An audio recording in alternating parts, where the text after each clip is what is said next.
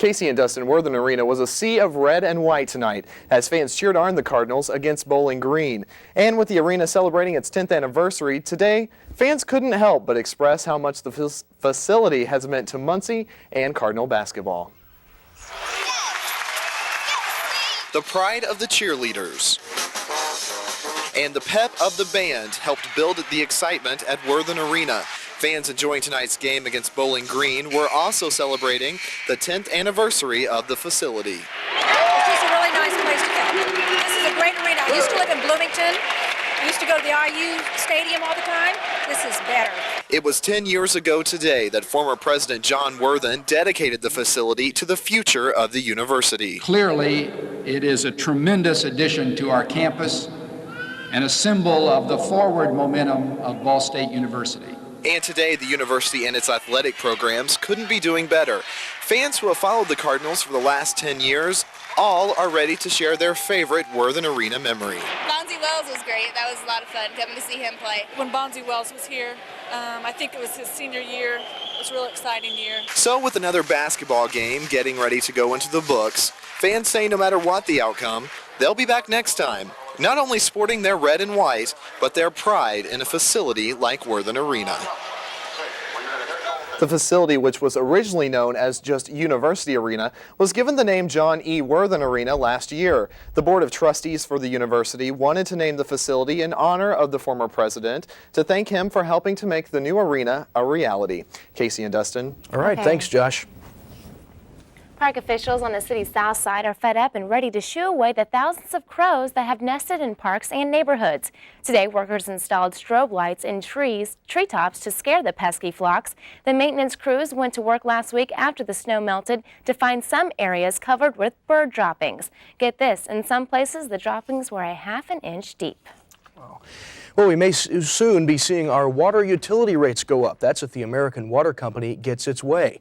It wants to raise rates by 20% in order to recover operating costs and make a fair profit on its investments. But the Indiana Consumer Counselor says that's too high. Rates shouldn't be able to go over 6.5%. They say American Water Company should have its investors soak up any extra costs rather than the customers. American Water Company of Indiana serves 262,000 Hoosiers in 35 counties. Lieutenant Governor Joe Kernan and the O'Bannon administration are pushing a tax plan to shield homeowners from next year's expected property tax hike. Governor O'Bannon wants to shift costs to other sources besides property tax. The expected jump in taxes is due to a court-ordered change in how property taxes are assessed. The cost of public schools would come from local property tax rolls and would also get rid of the state's inventory tax. Kernan asked for lawmaker support for the plan today at a House Ways and Means Committee hearing. Nicholas Ferreira here with a look at the first forecast, and we keep waiting for the snow. Are we going to miss it this year completely or what? Well, I don't know about that, Dustin, but at least for the next few days. Let's take a look at our first forecast for tonight. Possibility of flurries and some light showers tonight, a low of 22 degrees. All right, thanks. Okay, thanks. The Muscatatuck State Developmental Center is scheduled to close in July of 2003. But today, the State Senate Health and Provider Committee endorsed a bill that could delay the closing. Senate Republicans essentially forced O'Bannon's administration to commit to the July 2003 deadline during budget talks last year. They said the center was costing too much to operate in Jennings County while trying to establish new regional centers for the developmentally disabled and mentally ill.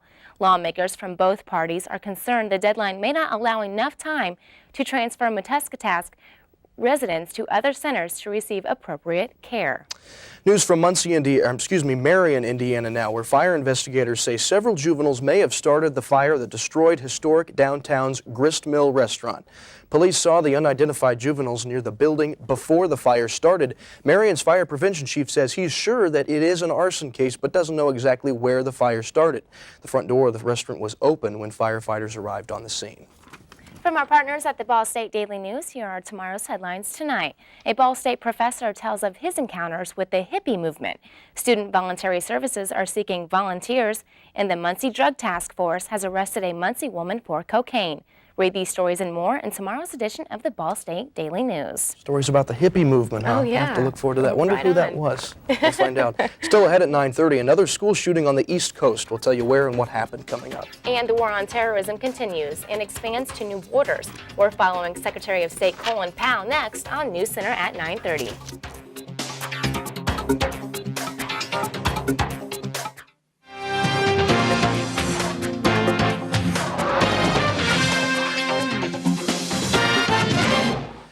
say the man who opened fire in a Virginia law school today was a ticking time bomb. They say he had been treated for stress and was flunking all of his classes at Appalachian Law School. 3 people, the school's dean, another faculty member, and a student, were all killed. The local coroner says the gunman is a foreign student with a history of mental illness. The 3 survivors remain hospitalized tonight in critical condition. Turkish Prime Minister Bülent Ecevit and President Bush met this afternoon at the White House. Ecevit's mission was to discourage President Bush from making Iraq, Turkey's neighbor, the next target in the war on terrorism. Turkish officials fear military action in Iraq could have negative effects on Turkey's vulnerable economy. Before the end of their meeting, President Bush promised the Prime Minister that he would meet with the Turkish government and discuss efforts to force Iraq President Saddam Hussein to allow UN weapons inspectors back into his country. Continuing with the war on terrorism now, another operation underway right now in Afghanistan. Michael Holmes explains. The world has seen much of Afghanistan in recent months, but they haven't seen this, or this, or this. I give this message to the tourists of the world: come to Afghanistan. Being tourism minister in Afghanistan right now is a bit like being the minister for snow skiing in Jamaica. But Abdul Rahman is a determined man, and it must be said he has much to work with. This is a country rich in what it takes to attract a tourist. The raw materials are here, great beauty and immense potential. Bandar Qada, just outside Kabul. The dam is empty, the resort ready for renovation. In the markets, much to see, more to buy. Tourists welcome anytime. On the Shamali Plain, devastation and beauty are tragic neighbours. This was the front line a few months ago, but bombs and rockets could not damage the splendour.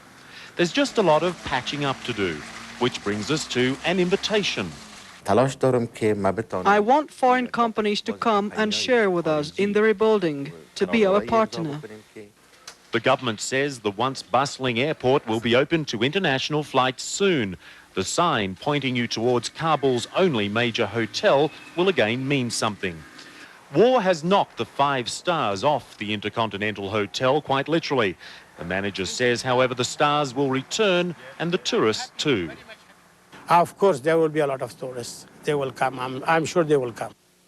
It may not be the preferred destination for 5-star travellers, but the government is certainly hoping that the more adventurous among you will make the journey. Got a couple of travel tips for you. Don't expect margaritas and martinis. If you leave the city, pack one of these, a flak jacket, and mind your step. The minister assures people, however, his country is getting safer by the day. And for Afghanistan, he says, the day those tourists arrive will mean more than just dollars. Our people will learn from the tourists, and they will learn from our people, and it'll have a positive effect on both sides. Michael Holmes, CNN, Kabul. The latest on that tomorrow at 5:30. Meantime, U.S. Secretary of State Colin Powell is in Pakistan tonight, urging Pakistan and India not to go to war.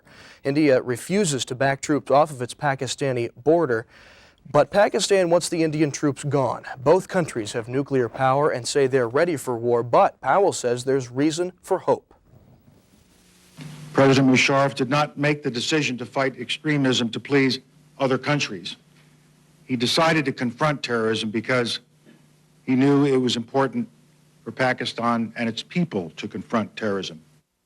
Powell plans to continue on to India and then to Afghanistan. Charges against the attempted bomber of an American Airlines flight are piling up. Richard Reed is accused of attempting to blow up a flight from Paris to Miami with explosives hidden in his shoe. A federal grand jury indicted Reed on 9 counts, which include attempted murder, placing an explosive device on an airplane, attempted destruction of an aircraft, and attempted use of a weapon of mass destruction. Earlier today, Attorney General John Ashcroft discussed the weight of the charges against Reed. Reed was a convert to Islam and at one time attended the same London mosque as Zacarias Moussaoui, the only conspirator to be arrested and charged with the September 11th terror attacks. The 27-year-old Oregon man charged with killing his family spent his first day in court today. Christian Longo was arraigned this afternoon on 7 counts of murder. Police arrested him last weekend in Mexico, then brought him back to Oregon. Beachgoers found the bodies of Longo's wife and their 3 small children when they washed up on the Oregon coast late last month. Longo will be formally charged next Wednesday. New rules are requiring all airline baggage to be screened for explosives, but the equipment needed to do that is not available at most airports. Transportation Secretary Norman Mineta says interim measures will meet the requirements of the law. He also says that Security Administration is ready to bring on a wave of new security personnel. Only 165 of the $1 million explosive detection machines are currently available. A U.S. Navy Reserve pilot is on safe ground tonight after ejecting from an F-A-18 fighter jet. The nose gear collapsed as he was landing in Savannah, Georgia after a routine training mission. The plane landed itself, veered off the runway, and then caught fire. Fortunately, nobody hurt in that accident. Finally, some good news to end on, and hopefully you have some good news for us, maybe. Who knows? What? Well, let me tell you, Dustin and Casey, it was only 24 hours ago that I told everyone that snow would be here. Well, that means I'm forced to eat snow tonight instead of eating crow because there's nothing out there. But what's in store? Find out coming up next in your full forecast.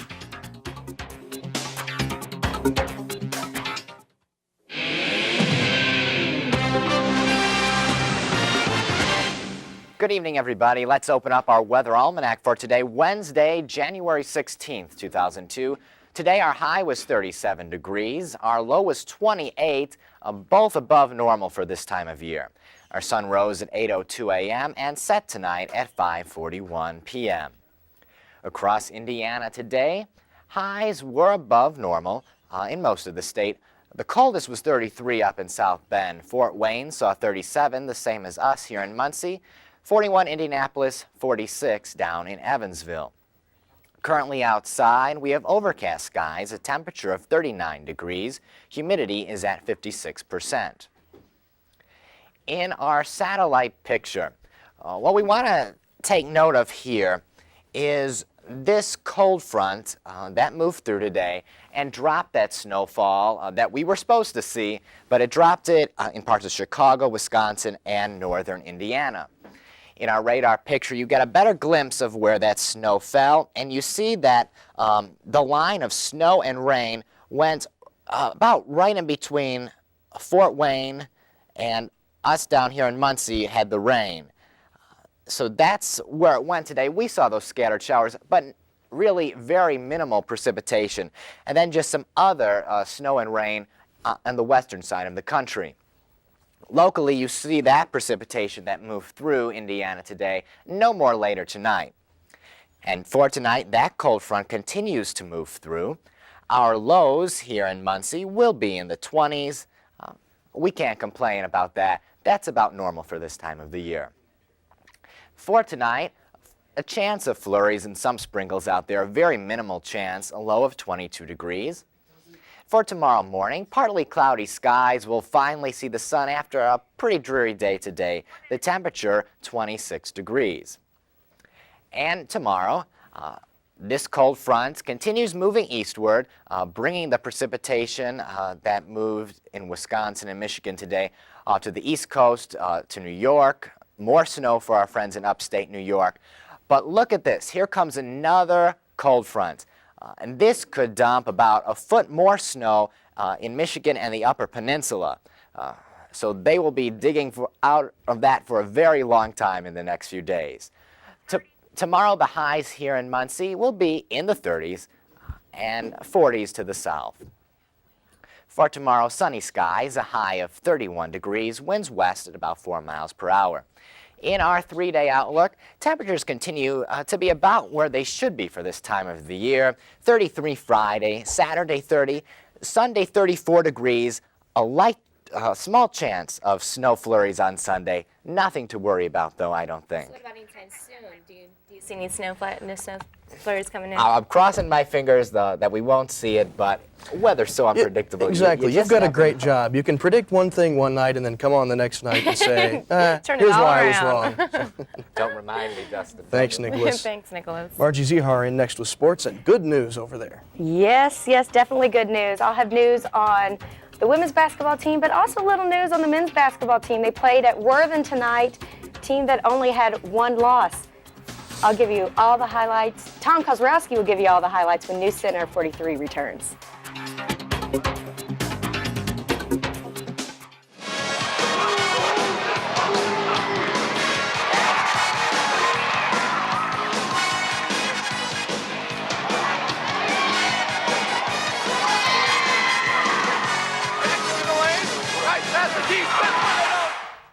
The Ball State Cards came into tonight's game with a 2-game winning streak, playing on the 10th anniversary of the first win at Worthen.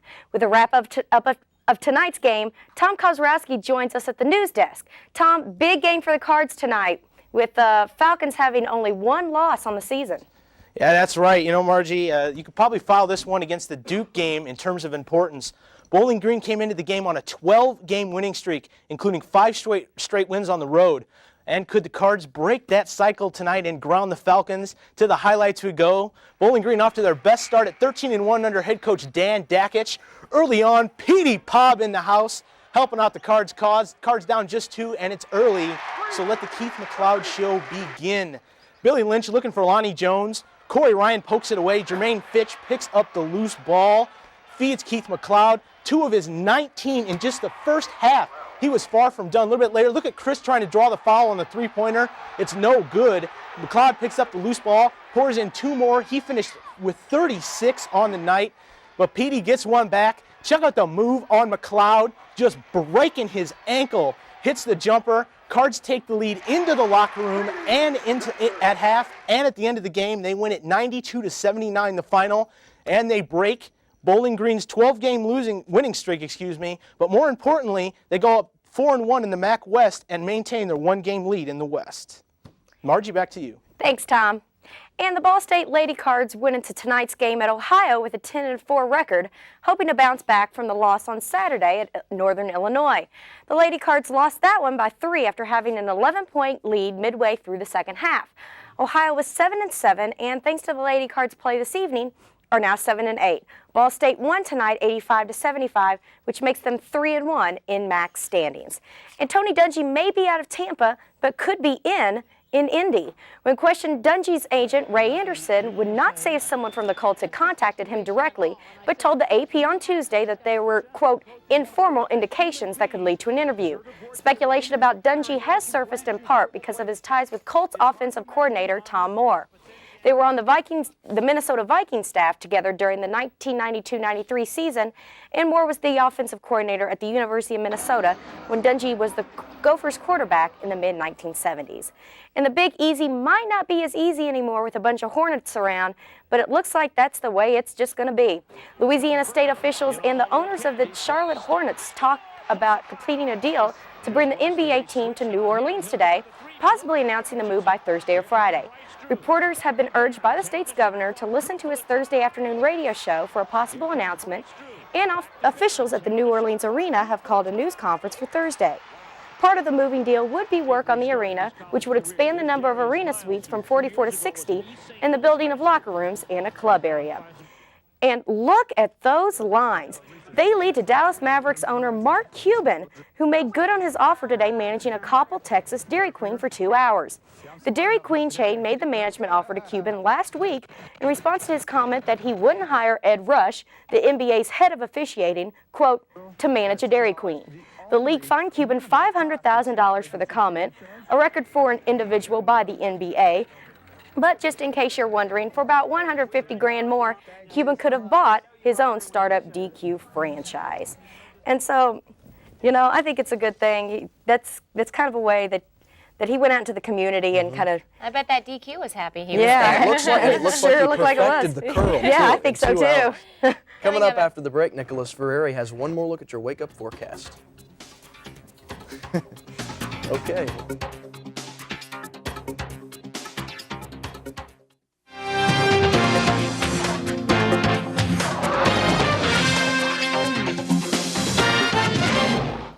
What's it going to be? Well, let's take a look at our weather recap for tonight. Cooling down tonight, back to normal. Flurries and sprinkles, a small chance of that, a low of 22 degrees. Moving to tomorrow morning, partly cloudy skies, temperature of 26 as you head out the door. Tomorrow, a sunny day, high of 31 degrees. And in our 3-day outlook, temperatures continue in the lower 30s. Friday 33, Saturday 30, Sunday 34. Okay, sounds good because it is hot in here. It is. Thanks for joining us at 9:30. I'm Dustin Grove. And I'm Casey Cabal. News Center 43 is an official CNN Student Bureau. Be sure to tune in tomorrow for News Center at 5:30. Good night.